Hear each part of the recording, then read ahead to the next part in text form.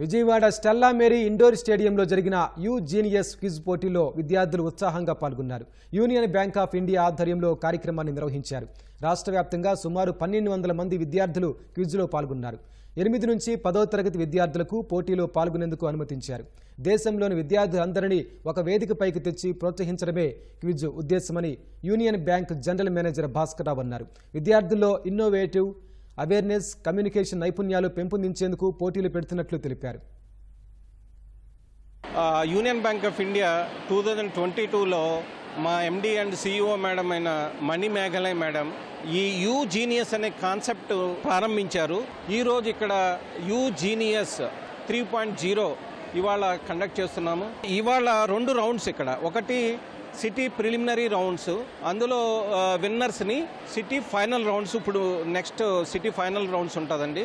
ఇందులో విన్నర్స్ అందరికీ కూడా మళ్ళీ జోనల్ ఫైనల్ రౌండ్స్ ఉంటుంది. మన ఆంధ్రప్రదేశ్లో విశాఖపట్నం అది వేరే జోనల్ ఆఫీస్ ఉంది, అక్కడ వాళ్ళు కండక్ట్ చేస్తున్నారు.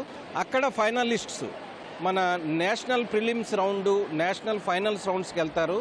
అది ముంబైలో జరుగుతుంది. అది 7th నవంబర్ 2024 అండి. సో అక్కడ విన్నర్స్కి 2 లక్షల క్యాష్ ప్రైజ్ ఇస్తారు. మా MD and CEO madam winners అందరినీ కూడా ఫెలిసిటేట్ చేస్తారు.